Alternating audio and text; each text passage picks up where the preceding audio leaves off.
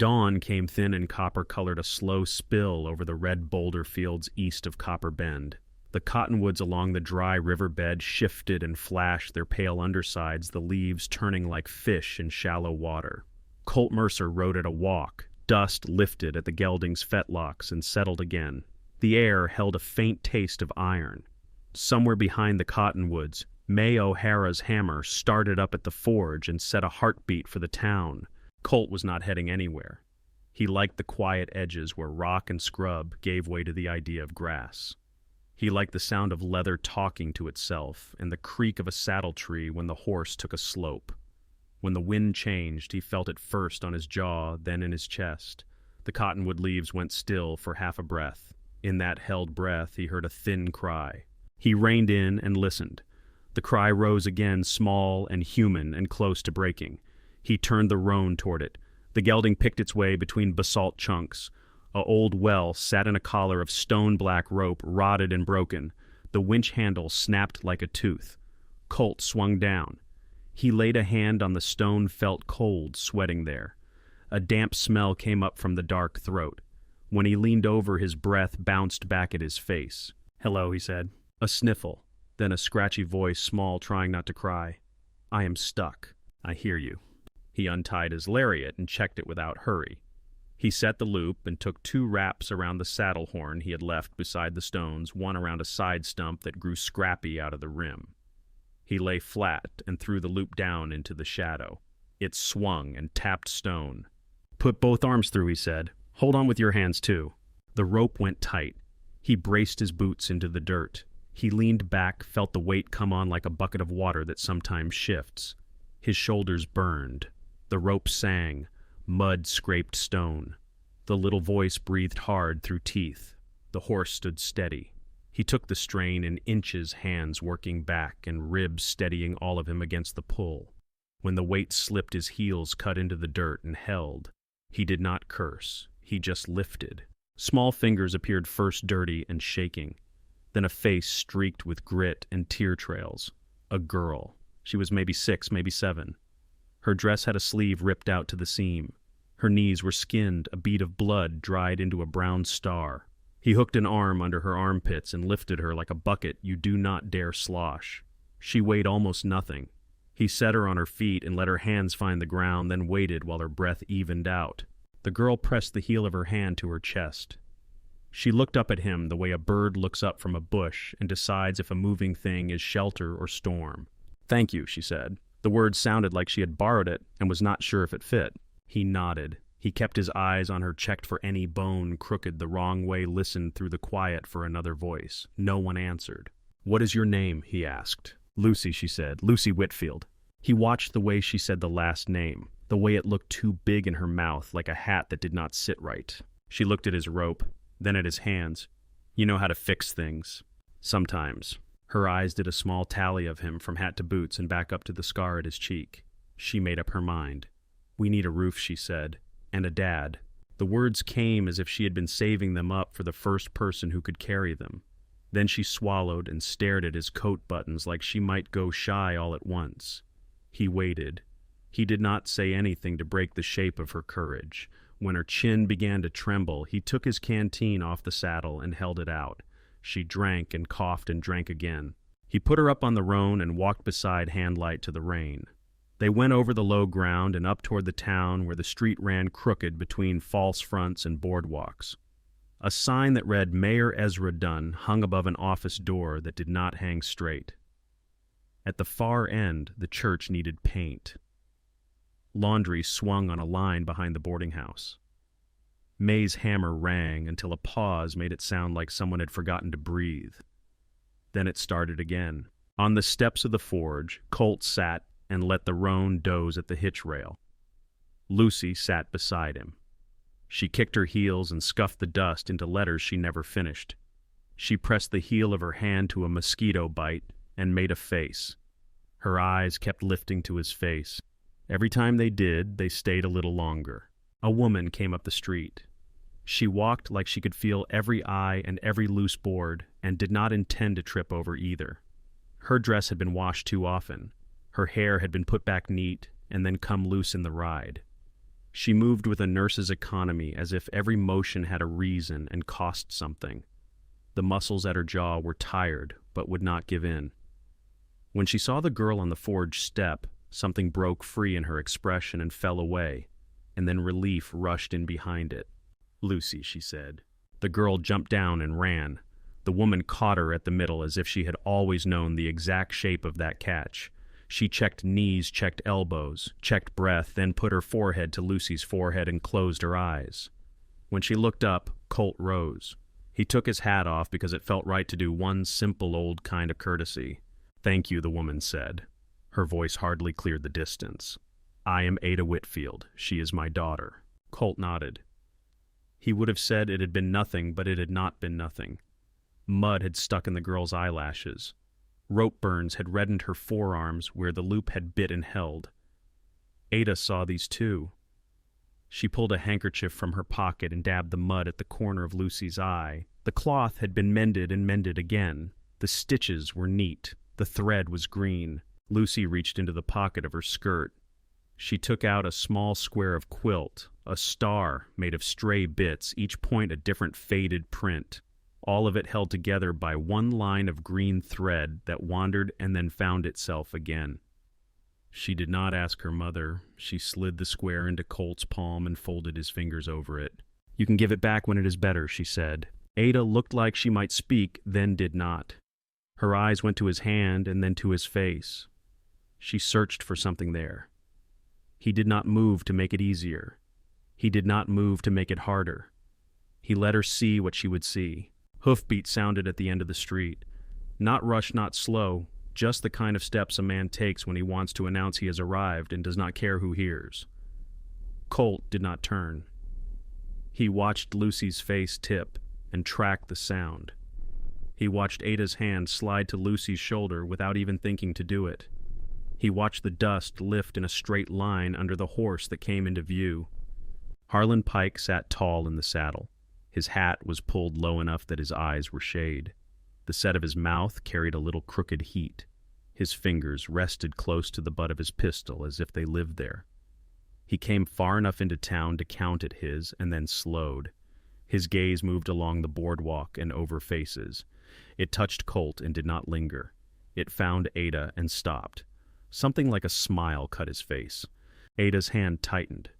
Lucy felt it and leaned against her side with a small push of hip and shoulder. May O'Hara paused at the mouth of the forge with a tong in her hand and a red horseshoe at the end of it. The iron hissed when she set it into the slack tub. Time lifted out of its run and held for a heartbeat at the surface. Colt felt the wind go quiet against his neck. The cottonwoods at the river stopped flashing their pale sides and went flat and green. Somewhere a dog barked once and then did not bark again. He slid the quilt square into his coat without looking at it. Ada drew Lucy behind the line of her body. Harlan's horse stamped and rattled its bit. Colt fixed his eyes on the nearest cottonwood and watched the leaves not move. He did not say a word. The horse at the end of the street tossed its head and rang the bit. Harlan Pike did not look away from Ada. His hat brim cut his eyes into shade. A smile touched one side of his mouth and then went flat again. He let the horse sidestep until the iron shoes found a better grip on the packed dust. Ada kept her hand on Lucy's shoulder. She did not speak. May O'Hara stood in the mouth of the forge with a tong in her fist and a hot shoe hissing in the slack tub. The sound filled the pause. Harlan tipped his chin at Colt, a small mark of notice, then let his gaze slide back to Ada. He did not say her name. He did not need to. He turned his horse with a touch of knee and moved down the street slow, as if the town were a room he had unlocked and could close when he liked.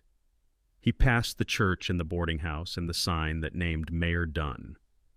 Dust curled at the horse's hocks and settled on the steps. Ada drew Lucy in, then eased her back enough to see her face. The girl's hair had dried in little waves at her temples. Ada's thumb lifted a grain of grit from her eyebrow. She looked at Colt once a second too long for a simple thank you, then gathered her skirts and led Lucy away. When the street had taken them, the forge settled into work again. May lifted the shoe, checked the color, set it on the anvil, and struck in a clean pattern that spoke of skill and habit. Colt listened until his chest loosened. He slid the quilt square deeper into his coat pocket and went to the roan. He put a palm on the horse's neck, felt the heat under the hair, felt the animal breathe with him until both of them quieted. That night a thin rain came across Copper Bend. It was not enough to soak the ground, only enough to find every weakness in old boards. At Ada's cabin, the drip made a small sound at the edge of the bed. She moved a basin under it. Lucy slept with her cheek on Ada's arm and her hand fisted in the blanket. Ada lay awake and counted drops until the rain eased and the silence took over. She stared at the seam in the ceiling and thought of the old farm roof she had learned to tarp with a blanket and a wish. She thought of the rope burns on Lucy's small forearms and how steady a stranger's hands had been. At first light, Colt climbed Ada's roof and worked in that quiet hour when even roosters forget themselves and hold the day at a distance. He pulled soft rot from a beam with a knife and pried the nail heads that would not hold. He brushed grit away with his sleeves. He warmed pine resin in a can on a small cook fire and thinned it with oil until it spread smooth. He set new shakes he had cut from cottonwood and nailed them along the run of the leak, his hammer choosing its own rhythm. The resin steamed and cured in the cool morning air. When he finished, he walked the ridgeline, once checked the pitch, then climbed down and disappeared around the back, leaving only comb lines in the dew. Ada found the roof fixed when she stepped outside with a bucket for the well. She set the bucket down and looked up. The seam that had wept was tight and clean. She put her palm flat against the porch column because some part of her needed to touch wood. There was no note. On the step sat a small sack tied with twine. The sack held ground corn wrapped in a page torn from an almanac. On the second morning, a sack of beans sat in the same place. On the third, there was flour. Lucy came out and put her nose to the sacks, and then laughed when the flour dusted her lip. Ada brushed it off with the back of her fingers. She stood very still in the doorway and felt something shift inside her. She did not name it. That night, she let the lamp burn longer than usual. Its small circle of light held back the rest of the room and made it gentle. Colt kept to the edge of the street and to the work no one asked him to do. He tightened a hinge at the boarding house so the door stopped catching and startling the cook. He set a broken spoke right on a freight wagon and left the wooden dowel that had done the trick sitting plain as day in the hub. He took nails from May and put coin on her anvil without looking up. The forge smell clung to him when he walked away. Oil and hot iron. He did not look for Ada. He saw Lucy sometimes at the pump or on the porch step, her legs too short to touch the ground. Each time the girl lifted a hand in hello and then tucked it back into her lap like a secret. On a warm afternoon, Colt sat on his cabin step with a scrap of brass and a file. He worked the metal until it lay smooth and hollow in his palm. He cut it to an open mouth and bored a small throat with a nail heated in the coals. He squared the sides with care so the sound would not go thin. The tiny whistle took shape with every stroke. When he was done, he rubbed it with a cloth until it caught the light. The sound it made when he blew was clear and a little raw, the way a young bird sounds before the tune finds it. He brought it to town the next day in his pocket and stood by May's open door, watching a mare get lifted and set and shod. Lucy saw him and came near as if that were always the plan. He put the whistle in her hand. She looked at it like it might fly. She tried one small breath. The note broke and fell. She grinned at the failure and tried again. The second note held for a span and then wavered. Colt nodded like a teacher who does not overpraise. Lucy slipped the whistle on a string and wore it like a medal. Market day came with dry light and a breeze that carried sage and smoke. Traders rolled in from ranches upriver. Tables went up fast, boards on barrels, cloth over boards, jars and leather and pots laid out with a focus that made order of dust. Children ran with sticks and candy and left trails on their cheeks. A fiddle started on the far end and pulled a row of feet into a sway. The sound of the forge fell in with the fiddle when May chose a blow or a pause. Copper Bend had more life than it sometimes admitted. Ada set out the work of her hands on a small plank table at the curve of the street. Bottles of willow bark tincture waited in a neat line. A tin of pine salve sat with its lid off to catch a nose, the resin dark and clean. She tied a label around a cough syrup with string and then untied it to adjust the knot because the first angle looked wrong. Lucy drew shapes in the hard dirt with her stick and glanced at her mother every few strokes to be sure distance had not grown between them. Colt stood near a leather stall that hung with bridles and headstalls and latigos in the shade. He touched a braid with his thumb and felt for stretch without looking like he was feeling for anything. His hat brim held his eyes in shadow. He was a shape at the edge of the market that did not call attention unless you were already looking for him. The crowd shifted once like a school of fish. Ada felt it before she saw the cause. The hush started at her back and moved past her shoulders and down to her hands. She set her palm on the table to keep it steady. She turned and saw Harlan Pike come through the space between the booths and the stock pens. He had left his horse out of the crush and threaded himself through on foot. He wore the same small curve at his mouth. His eyes were fixed and sure. Harlan stopped close enough that Ada could smell dust and the faint sweet of a cigar gone cold. He looked at the table at the work she had made from bark and resin and time. He touched nothing. He lifted his hand and let it fall. He did not look at Lucy because he did not need to make his point. He spoke in a voice that sat on the air like grit. Been a while. Ada kept her breath even. She did not step back. Her shoulders went square, and when she spoke, it was in the calm register she had learned beside blood and men who did not want to die in a tent. Leave. Harlan smiled at that word. He tasted it as if she had offered him something mild. He took half a step that was not quite a step. His fingers rested against his belt, not quite touching the pistol close enough to say the rest without speech. Lucy moved before Ada could catch her. She darted past the corner of the table and toward the far shade. She went without looking to see if Ada would follow her feet, sure of their target. She went to Colt and pressed herself to the lee of his leg like a calf finds the windbreak. Colt's hand did not drop. He did not touch the girl. He only turned so his body stood between her and Harlan when the man came after. The market drew its breath and held it. May set her hammer down and came to the apron of her door. The fiddle squeaked into silence and then waited. A man at a jerky stall folded his knife without taking his eyes off the scene. Harlan stopped with 15 paces between him and Colt. His hand twitched near his belt, then went still. He studied the man they had begun to call the big one outside his hearing. He looked for something to use. Anger pried, a flinch, a blink. He did not find it. "Give her over," Harlan said. The words took up more space than they had a right to. "No," Colt said. The single syllable sat heavy and did not need company. Harlan's grin thinned. He watched Colt a second longer, as if stubbornness might crack under a harder stare. Then he spit to the side, let shame and rage fight in the set of his mouth, and backed away with loud steps that told everyone he left by choice. He shouldered a man he could have walked around, and that man did not speak. Harlan disappeared into the far end of the market, and into the heat that hangs where horses had stood.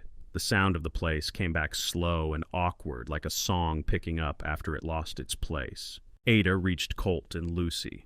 She did not have a word that would fit the mix of relief and anger and something like gratitude that made her throat feel tight.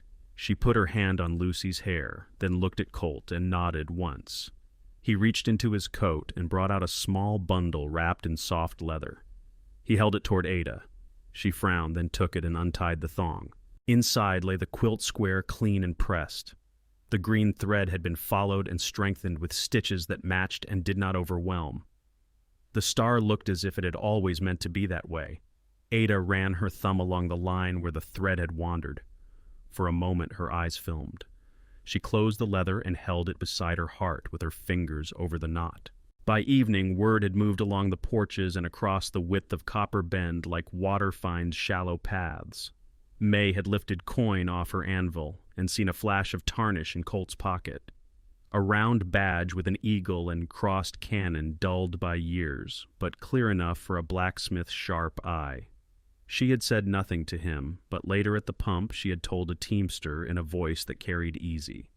A man with gray at his temple had told his wife at the boarding-house table that he knew the look of a blue coat even out of uniform. The preacher's boy had listened and run the story down the street with the same speed he used for tag. Ada heard the word at her fence as she pulled laundry from the line.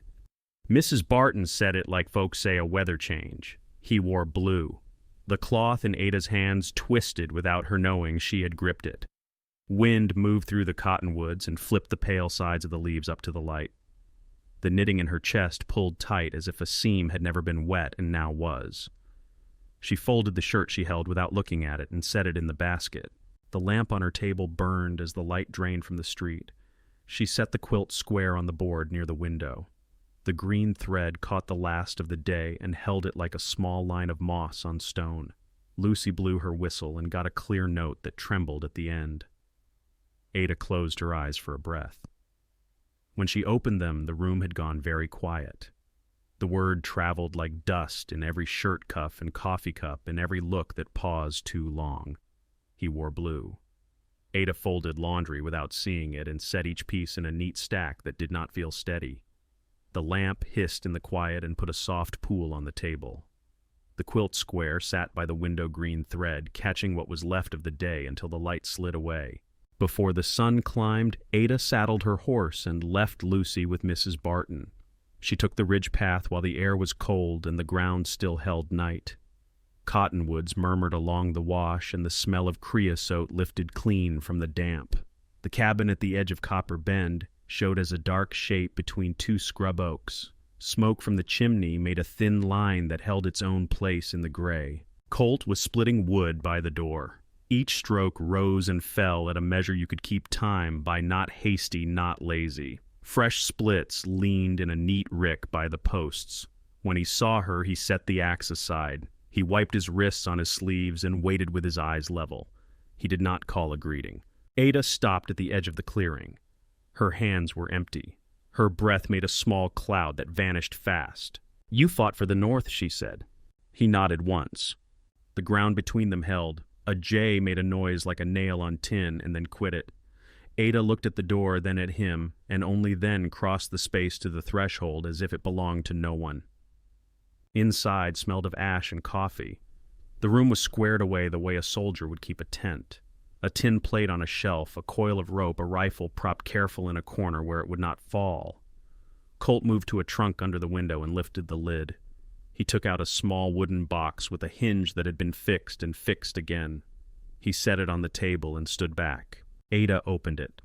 A tarnished badge lay on lint cloth, the eagle and crossed cannon dulled by time. Beside it was a small tintype, a woman and a child on a day that had been bright. The woman wore a sun hat, and the child leaned into her mouth open in a sound the picture could not keep. Under the tintype, a letter lay folded soft at the creases from many readings. Ada looked at Colt, who gave a small nod. She lifted the letter and untied the string around it. The page crackled a little in her hands. The ink had faded to a brown that kept its shape. "My dearest Jack," the first line began in a clear hand that curved and held. "If you read this, I am gone. Please do not look for the men. Do not give your life to a hurt that has no end. Live and remember joy when it comes to you. Let kindness win you. Love again if it finds you.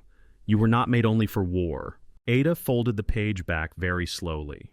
Her thumb rested on the last words. The room was quiet enough to hear a mouse under the floorboards. She set the letter down and closed the lid. Her eyes were steady, but the skin around them had gone tight. "My husband died at Spotsylvania," she said. The words were simple. She did not look at him for a long breath. Colt said nothing. He stood with his hands at his sides, palms open as if he had nothing to hide and nothing he could offer. Light came through the window and found dust in the air and set it drifting in small galaxies that would settle where they liked. "I am grateful for what you have done," Ada said. "The roof, the market, the way you stood." Her voice thinned a little and then found itself again. "But this is a place with ghosts. Mine do not sit well with yours." He took that in and gave a single nod as if a command had been given and received. He did not ask her to change her mind. He did not say there was no north and south in a cabin. He walked to the door and opened it for her.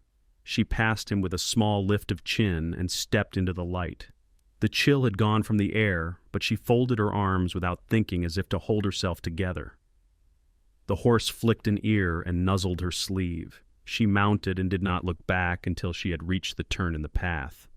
When she did, He still stood in the doorway, the wooden box in his hands, as if it had weight. Ada rode back with the sun in her eyes and a pressure at her ribs that made the ride feel longer than it was. Mrs. Barton had fed Lucy twice. The girl ran to the porch and stopped short when she saw her mother's face. She did not ask a question. Ada bent and kissed the top of her head, then went inside and began to pack as quietly as she could. She chose what could fit in 2 saddlebags: a spare dress, a tin of salve, a small knife, the tint bottle of willow, bark a spool of green thread, the quilt square that Lucy had given and had been returned better than it had left. The square went into a side pocket. Milk boiled over on the stove because she had forgotten to pull it and soaked into the rings on the top. She wiped it up and then wiped it again. Lucy watched fingers on the table edge. She rolled the whistle string between finger and thumb and did not blow. Finally, she said we were going to stay if it was safe. I know, Ada said. Is it not safe? Lucy asked. Ada tied a strap and kept her eyes down. It is not simple. Lucy nodded like she understood something that had not been said. She touched the whistle to her lips and set it down again. When the lamp went out and the room fell into the kind of dark that belongs to quiet towns, Lucy lay awake. She could hear her mother's breathing in the next room, steady, not fully asleep. She watched the shape of the window and counted the pale squares that were stars. When Ada's breath finally deepened, Lucy slid her feet to the floor and found her boots. She wrapped her shawl around her shoulders and stood to listen. The night spoke in small ways. A wag of tail under a porch, a horse moving in a stall, a far coyote, a clock in the mayor's office ticking like a cricket. She opened the door and stepped into the cold. Frost silvered the ground in a film that crunched under her soles. The air bit her nose. She knew the path to the cabin. It ran behind the last sheds cut across a dry wash, then climbed where the rocks took the moon on their faces. She walked with her arms crossed and the whistle in her pocket knocking her wrist with each step.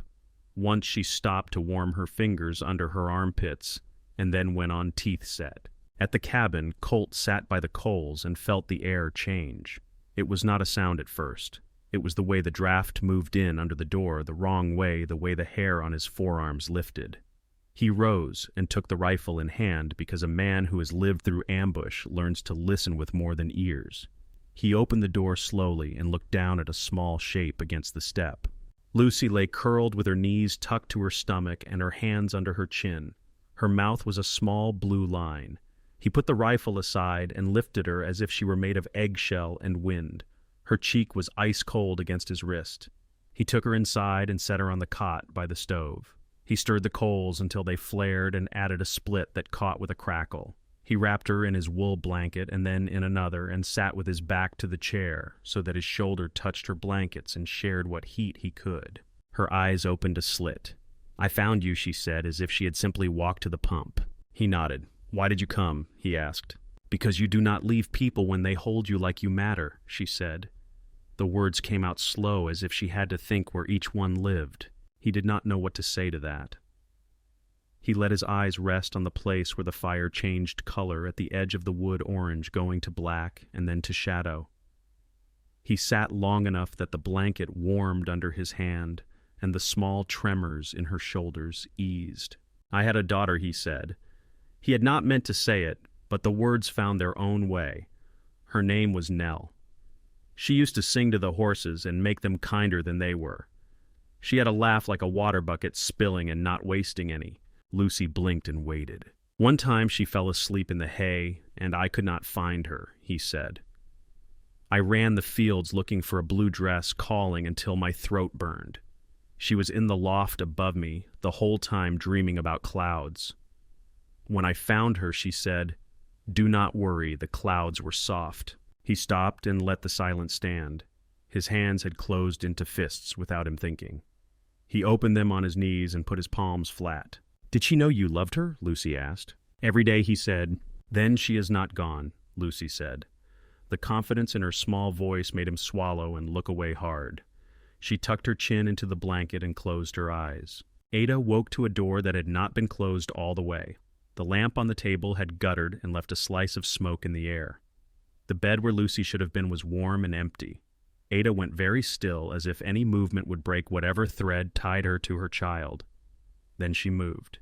She pulled on her boots and took the lantern and the rifle that lived in the corner and went outside. Frost took her breath for a step. The ground told a plain story. Small boot prints, neat, pointed toward the ridge path. Ada lifted the lantern. The light ran out ahead of her and made the frost shine like tiny mirrors. She followed the prints to the wash and then up among the rocks.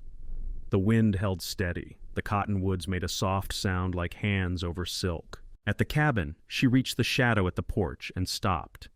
Light moved in the window, low and steady, a kind of glow with no hurry in it.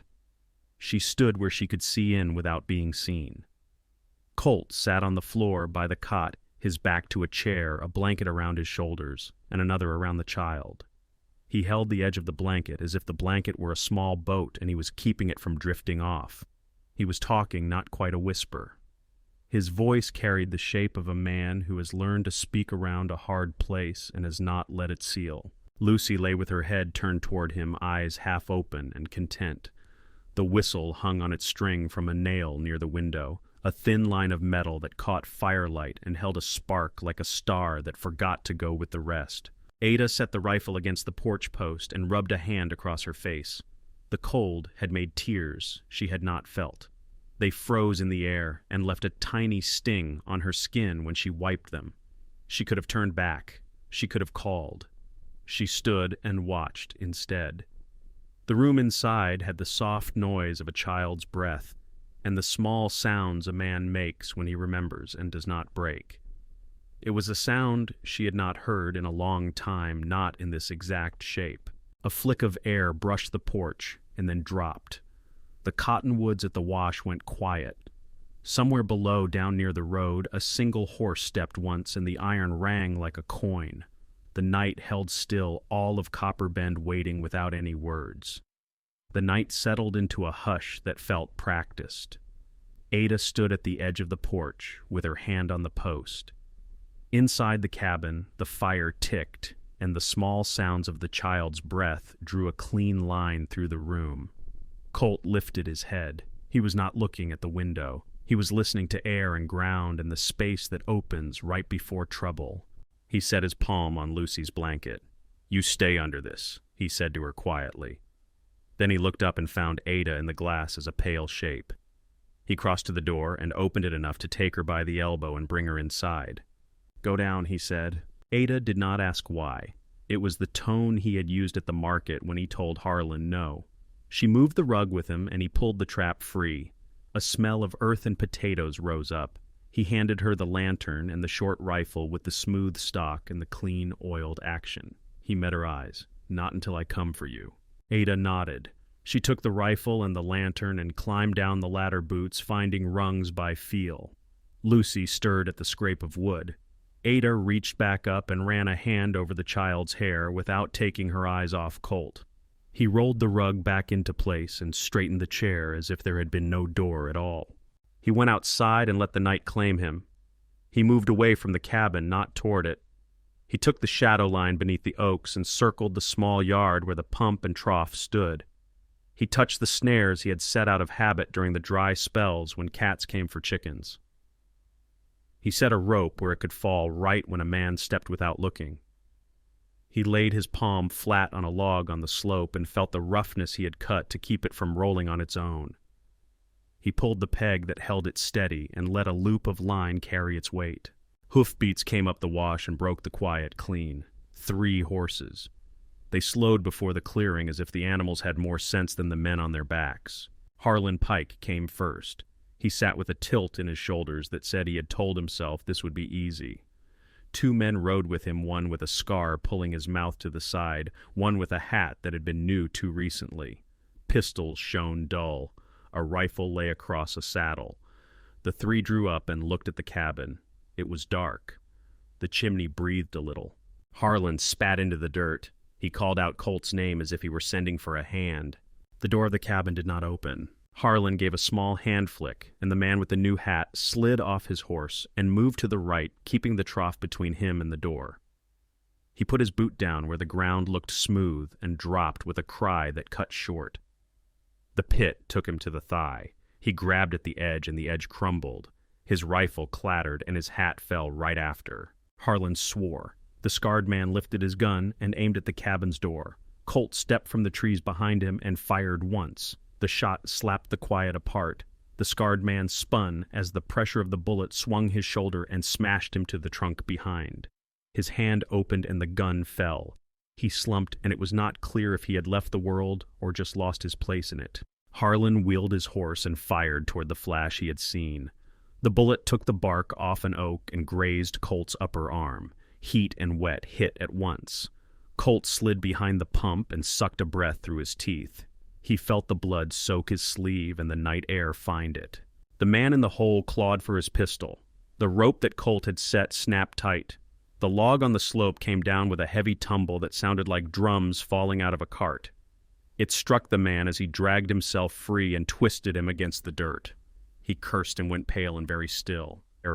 Harlan turned again and put 2 rounds into the trough because he was shooting at shape and hope. Water sloshed. The air tasted suddenly full of iron. Colt rolled from behind the trough and shot Harlan's pistol hand.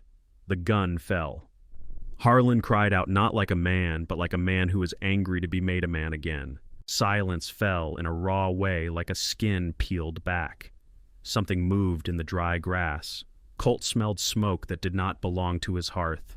He looked down the slope and saw a low snake of orange running through the straw by the fence where a cigar had been thrown aside. The flame took the grass slow, then the breeze found it. Harlan scrambled for the rifle on the saddle and came up slow because pain had found him. Colt walked in gun steady and kicked the rifle aside.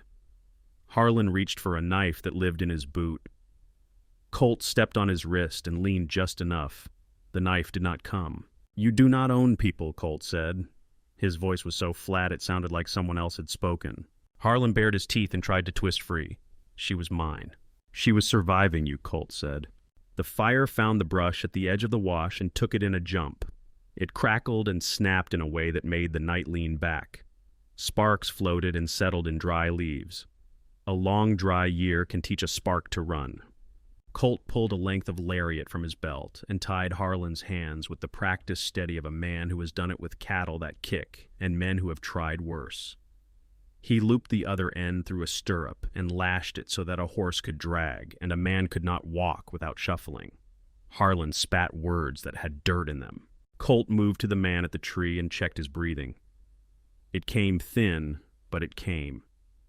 He went to the pit and hauled the other man up by his collar until he could drag himself clear. When the man tried to swing, he sagged instead the leg wrong at the angle. The fire stumbled forward as if it had found legs. The first branch took flame, then another. Heat walked toward the cabin in a straight line. Colt looked at the roof he had built years back and measured the pitch and the gaps with his eyes. He set his jaw and went to the pump and threw the handle until the water came loud and sure.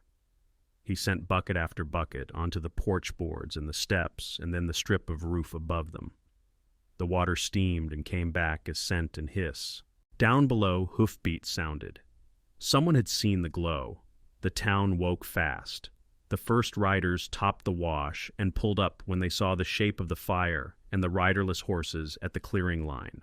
May O'Hara came with her apron thrown over a shirt and her hair pulled into a knot that meant no nonsense. Mayor Dunn came in his vest, a shotgun across his saddle, not pointed at anyone. Colt did not wave. He did not call. He kept the pump moving and his neck turned so he could watch the tree line. Harlan sat with his back to a post and watched the fire the way a man watches a fight he lost before he threw a punch. May threw off her apron and worked in with the calm of a person who knows heat. She grabbed burlap from the woodpile and dunked it in the trough and slapped it against a fence post that had started to glow. A teamster ran lines from a water wagon across the wash. Someone else dragged brush back to rob the fire of a path. The rush of voices came not panicked, more like a Sawyer's chorus at high noon. Mayor Dunn dismounted.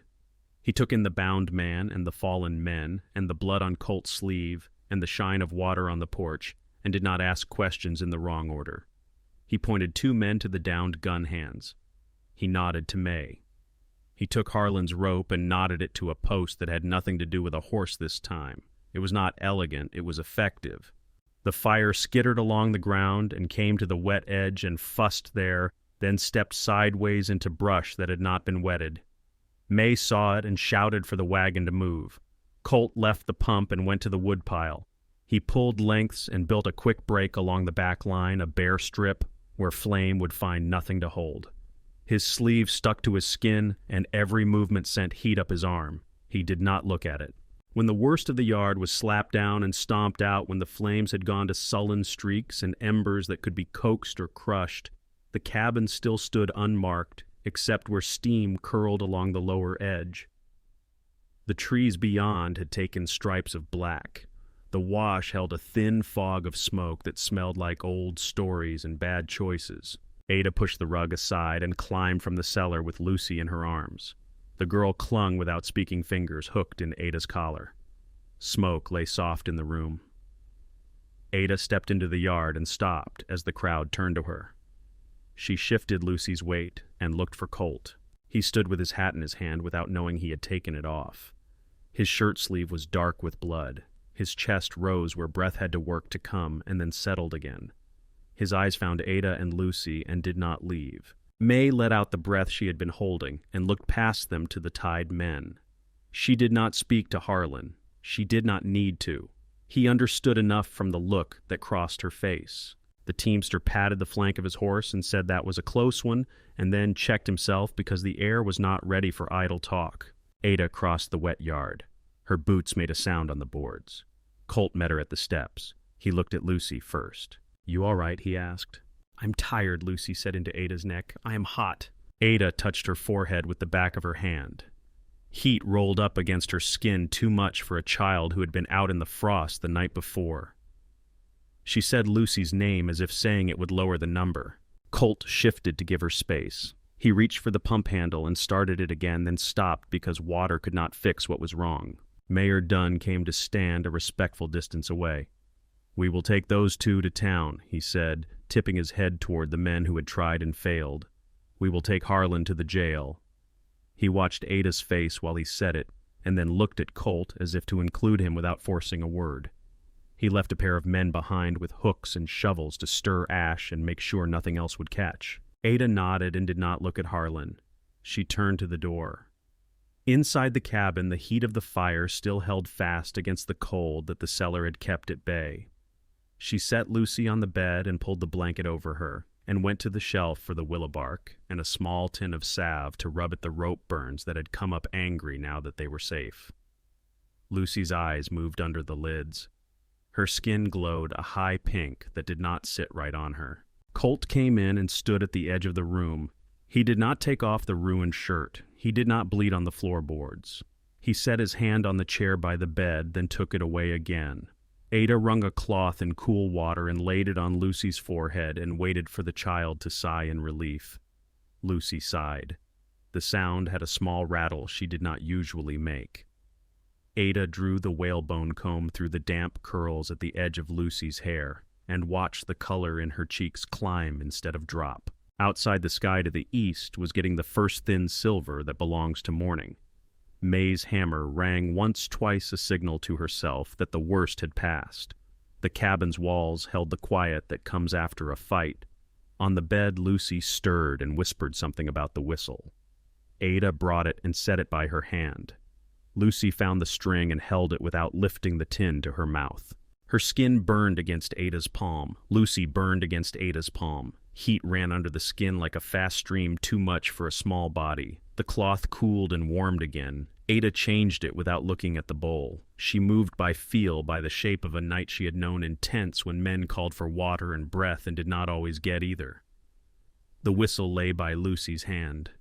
Her fingers curled over the string and let it go. The fire in the stove went to coals and held their low red. Colt sat in the chair, pulled up close, and did not move more than he had to. He counted the girl's breaths when Ada's hands were busy. He watched the fine twitch at the corner of her eye, then the ease when the cool cloth did its small work.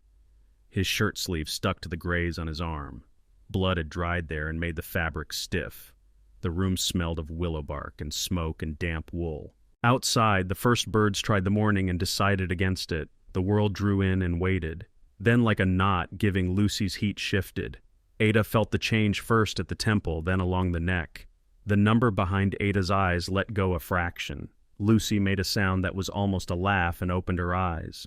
"You are back," she said, and it was half a question. "Here," Ada said. She put her lips to Lucy's hair and breathed. Lucy's hand found the whistle and lifted it. She blew a small note. It came out clear, a little thin at the end, but it held. Colt sat back and let his breath leave him. He stood and went to the basin and changed the water like a man takes a knee and stands when the ground tells him it is time. When the light had climbed to the window edge, Colt stepped onto the porch. Frost had packed itself into shadows and would not let go yet. A thin steam rose from the boards where last night's water had found balance with heat. The cottonwoods along the wash shook and flashed pale sides, turning up, then down, then stilling. Smoke from the chimney unspooled and lay itself along the ground before it found a climb. Ada joined him. Her shoulders sloped with the relief that had not yet settled. She rubbed her thumb and forefinger together as if a thread had been there, and she could not quite put it back. He looked at her, and then at the yard where the dirt carried the story of last night and scuffs and tracks and lines where a rope had pulled tight. "Do I have your permission," he said, "not to fix, to build, walls the wind cannot take, a place that knows to hold?" Ada did not rush to answer. She looked at the cabin. The old boards had done their best. The roof had held where it could. She looked at the wash, at the cottonwoods that had stood through flood and fire and found a way to leaf again each year. She looked at him. She nodded. "Yeah." He took the word like a tool and felt the balance of it in his hand. He put his hat on and went to the yard. They did not tear the cabin in a day. They took it down like a thing that had witnessed more than it needed to. Colt loosened the shingles at the edge and laid each stack square. He pried nails that would not serve and saved the ones that would. He set aside boards with rot in their hearts and chose cottonwood lengths that had dried without splitting. He cut new beams where the grain ran straight. He soaked mud and straw and sand in a trough and turned it with a shovel until it set like something that would keep weather out. He set stones for a foundation with a mason's eye and a soldier's habit for line. Ada leveled the floor with a length of twine, and a nail hung in a glass of water. She filled jars with dried yarrow and elder and willow and set them in the right light on a shelf. She stitched with the green thread when hems frayed and did not hide the mend. She set the quilt square on the table and added pieces around it, one star calling to another, each point cut from the well of an old dress, the collar of a shirt, the bottom of a flour sack that had seen better duty. The stitch marched, wandered, corrected itself, and kept going. Lucy followed the shadow of sun on the floor and made houses for twigs with the offcuts.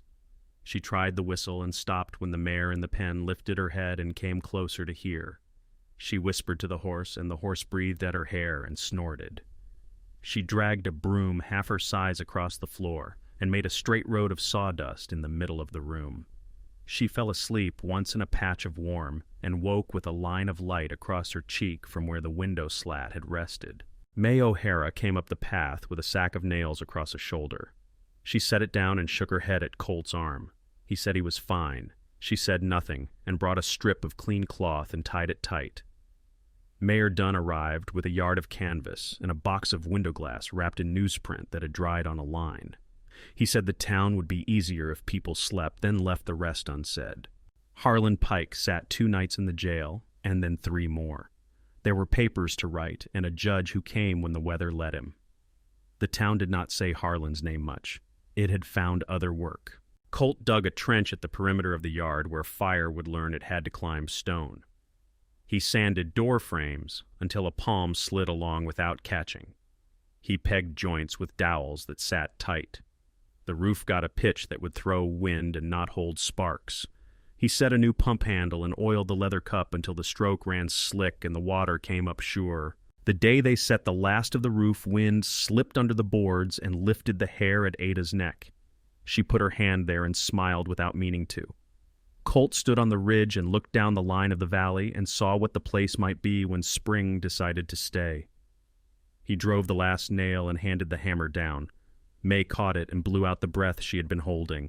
Inside, Ada made the bed and pinned the star square above it. The green thread caught sun and moved with it. Lucy climbed up and lay on the clean pillow and spread her fingers as if to measure the new ceiling. Her lips moved and she smiled at nothing and everything. The room took the sound and gave it back. They wed under the largest cottonwood at the edge of the wash on a day when the sky looked washed and new. No bunting, no song beyond what the wind made. Mayor Dunn held his hat in his hand and said the words needed. May stood behind Ada and held the wild end of a ribbon that Lucy insisted a dress should have. The girl had a crown made of small leaves that would be pale and trembling by afternoon. She took a handful of cotton fluff from a seed head and let it ride the air. It drifted and spun and landed on Colt's sleeve. He brushed it off and kept his eyes on Ada.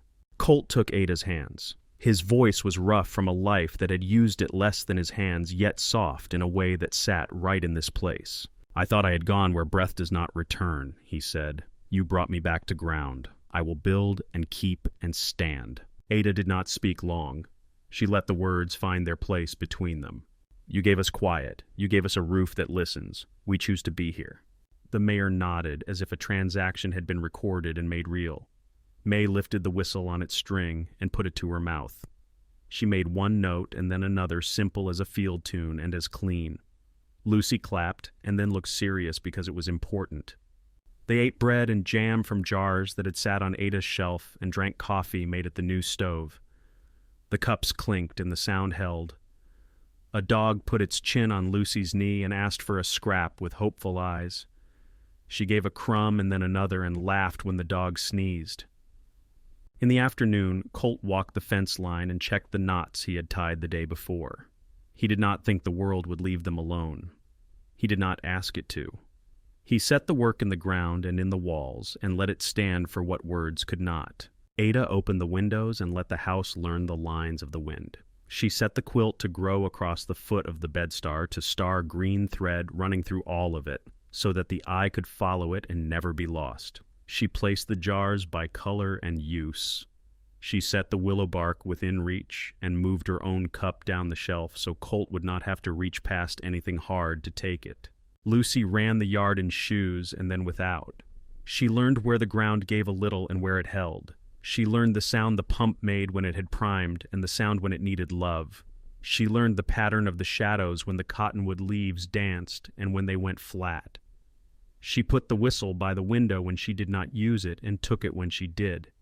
She told the mare secrets with her hand against a warm neck. The mare listened and swung an ear.